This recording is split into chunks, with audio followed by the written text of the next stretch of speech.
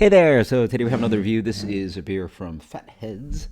This is another Headhunter. So, treated myself to a 6-pack. You guys watch that Darwin's rants and initial review. This is my second one reviewing this beer. Look at that color. You know, even though they've specifically mentioned the Hedberg about pulling out some like crystal malts and like traditional characteristics of like West Coast IPA from back in the day, it still has a nice, beautiful golden hue. Honestly, it looks a little bit like High Lie. I think it's probably Cara Munich, which is like a lighter malt. Yeah, than Crystal, right? But still gives this beautiful, like sexy kind of like orange hue to the beer. Get this kind of like medium gold color. Honestly, I want to say stuff like King Sue, which is one of the, by the way, it's like people forget about Top and Clyde, but the OG like Bomber King Sue, jeez. And Sosis and like Sip of Sunshine. Like I want to say the OG hazy sort of look like this. Like this is not a clear beer at all, right? It's not a clear beer. I mean, I can see my, well, what you consider hazy now these days, but like, I want to say this is what like Vermont hazy looked like in 2013. And I have like like one of my favorite videos ever, which yeah, it has to be one of my favorite videos ever. My first Vermont trip, getting Hillfremster to Abner, Lawson's Double Sunshine, and Heady Topper, and doing a blind review of those three. Come on, back in 2013, 2014. Like, come on, like I want to say maybe 2014. Yeah, I mean, come on, that's what this beer looks like. Wow, okay, yeah. So yeah, honestly, like thinking about it, like those beers back in the Vermont IPAs were looking like regular IPAs, right? Which is considered now just like the pinnacle of like West Coast IPA, at least award wise, right? I mean, man, look at that. I mean, I would rep that on label. 2023 World Beer Cup, 2023 JBF, and then like they put it on the can too. Yeah, tell everybody, let them know, Beautiful. Yeah, not the most perfect can. Again, this batch is 2 months old now, and sitting on the warm shelf, but pineapple, oranges, a little bit of sticky mango, a little bit of peachy stone fruit character, orange, mostly orange fruits, a little bit of yellow fruit, a little bit of pine back in there, maybe a little bit of oxidative character, a little bit of allium, some like sweet berry malts in there. Smells awesome. Cheers. A little bit like, again, just like a little bit of like Starburst juicy fruit character. Not juicy fruit, sorry. Juicy character of Starburst, so like orange Starburst. Yeah, there you go, orange Starburst.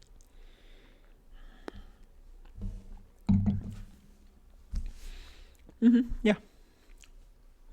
Very excited to try it on my first take, but this is definitely not the most perfect can. I can like, my palate's like a little bit, acclimating to this beer. Yeah. It's also a little bit cold. Well, that's what it is, bro. Florida finally. Excuse me.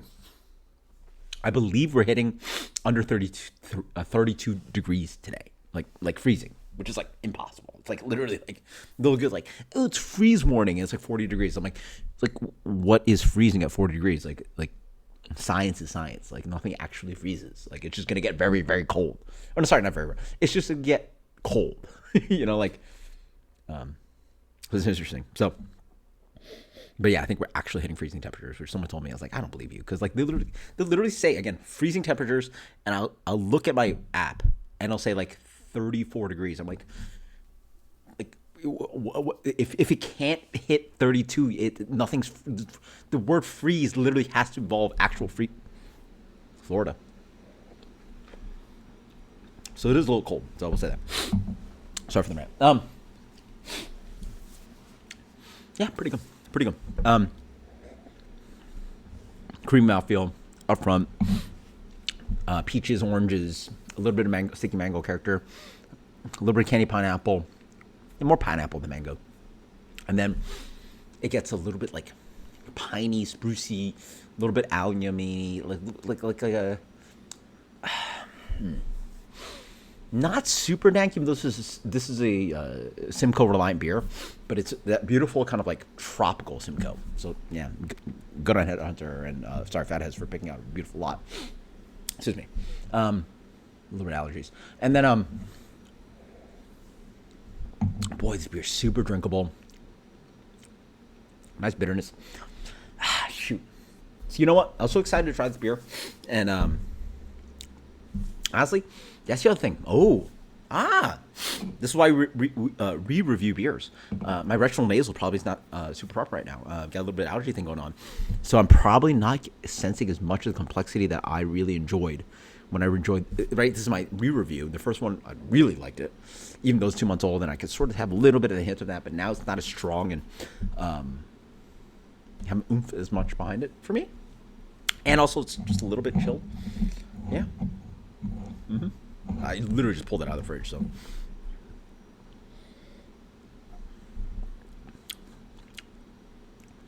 But yeah, this is still a fantastic IPA. Yeah.